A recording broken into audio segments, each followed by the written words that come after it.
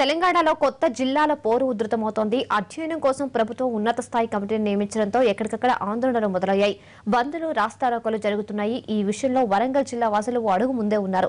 మహబూబాబాద్ కేంద్రంగా ప్రత్యేక జిల్లా ఉద్యమం ఊపందుకుంటోంది.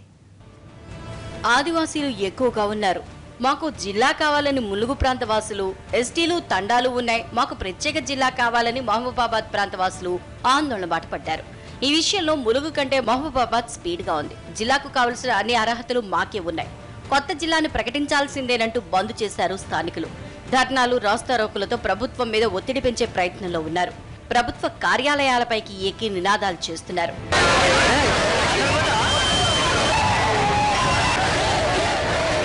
జిల్లా కేంద్రం వరంగల్కు దూరంగా ఖమ్మం జిల్లా సరిహద్దును ఆనుకుని ఉంటుంది మహబూబాబాద్. ఈ లోక్సభ నియోజకవర్గ పరిధిలో ఖమ్మం జిల్లాలోని కొన్ని మండలాలున్నాయి. కాంగ్రెస్ హయాం నుంచి ఇక్కడ కొత్త జిల్లా ప్రతిపాదన ఉంది. ఇప్పుడు ప్రభుత్వమే కొత్త వాటి ఏర్పాటుకు నిర్ణయం తీసుకోవడంతో తమ దీర్ఘకాల డిమాండ్ని నెరవేర్చమంటూ ఆందోళన బాట పట్టారు మహబూబాబాద్ ప్రాంత ప్రజలు. విద్యార్థి సంఘాలు, రాజకీయ పార్టీలు బంద్లు, ఆందోళనతో హోరెత్తిస్తున్నాయి.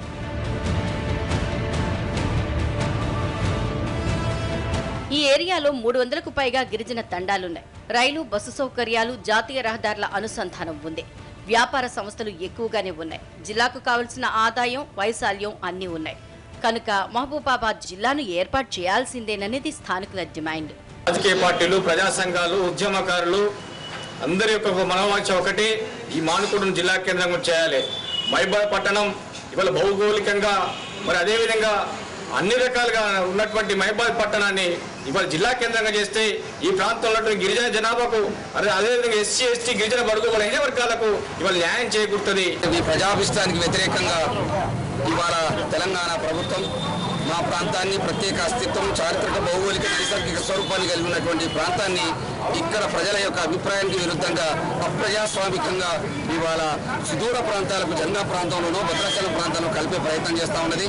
దానికి సంబంధించినటువంటి విధి విధానాలు కూడా ఖరారు చేపట్టాయని చెప్పి తెలిసింది. అందుకే ఇక్కడ ప్రజల మనోభావాలకు విరుద్ధంగా చేస్తున్నటువంటి ప్రభుత్వ విధానాన్ని ఖండిస్తూ వారం రోజులుగా ఈ ఆందోళనలు ఊపందుకున్నాయి. రోజుకో రకంగా నిరసన తెలుపుతున్నారు స్థానికులు. అయితే ఈ ఆందోళనని తప్పుపడుతున్నారు కొంతమంది టీఆర్ఎస్ నాయకులు. చౌకబారు రాజకీయాల కోసం విపక్షాలు ప్రజల్ని రెచ్చగొడుతున్నాయని అంటున్నారు అధికార పార్టీ నాయకులు. మేము మాత్రం దయచేసి మేము ఒకటే చెప్పదలుచుకున్నాం, విన్నపం చేస్తాం. మొదటగా ఎందుకనంటే బంధు అనేది ఖచ్చితంగా మీరు ఉపసంహరించుకోవాలి. మీరు బంధు పెట్టుకుంటే కాలువచిని అడ్డుకున్నట్టుగానే మేము భావించుకోవాల్సి వస్తుంది, అభివృద్ధిని అడ్డుకున్నట్టుగానే మేము భావించుకోవాల్సి వస్తుంది. కాబట్టి నిజంగా జిల్లా కోసం అని అనుకున్నప్పుడు తప్పకుండా జిల్లా ఎవరికి వద్దని ఉంటుంది? శేఖర్ నాయక్ గారు ఎమ్మెల్యే గారికి జిల్లా వద్దని ఉంటుందా? రవీంద్ర నాయక్ గారికి వద్దని ఉంటుందా? మేమే చేస్తాం. అంతిమంగా తీసుకొచ్చేది మేము. ఎందుకంటే బాధ్యత కూడా మాదే ఉంటుంది, మీది కాదు. రేపు పొద్దుగాల ముఖ్యమంత్రితో ప్రత్యేకంగా మాట్లాడవలసినటువంటి అవసరం ఉన్నది. మహబూబాబాద్ లో హోంమంత్రి, ఉప ముఖ్యమంత్రి పర్యటిస్తున్న సమయం చూసి మరీ అఖిలపక్ష నేతలు బంద్కు పిలుపునిచ్చారు.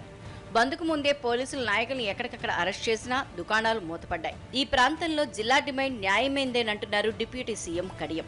ఒక మాటలో చెప్పాలంటే కొత్త జిల్లాలు కనుక ఏర్పడే అవసరం చేసినట్లయితే మహబూబాబాద్ డివిజన్ కేంద్రానికి అన్ని అర్హతలు ఉన్నాయని చెప్పడంలో నాకు ఎలాంటి సందేహం లేదు. కాబట్టి దీనికి ఆందోళనలు అవసరం లేదు. ఏదో దీన్ని కూడా ఏదో రాజకీయం చేసి రాజకీయ పబ్బం గడుపుకోవాలని చూస్తున్న వారితో నేను ఈ విషయంలో ఏకీభవించను. మీకంటే ఎక్కువ చిత్తశుద్ధి మాకున్నదని చెప్పడంలో సందేహం లేదు. మొత్తానికి నాడు ప్రత్యేక రాష్ట్రాల కోసం అలుపెరగని పోరాటం చేసిన ప్రాంతం ఇప్పుడు ప్రత్యేక జిల్లా కోసం పోరుబాట పట్టింది.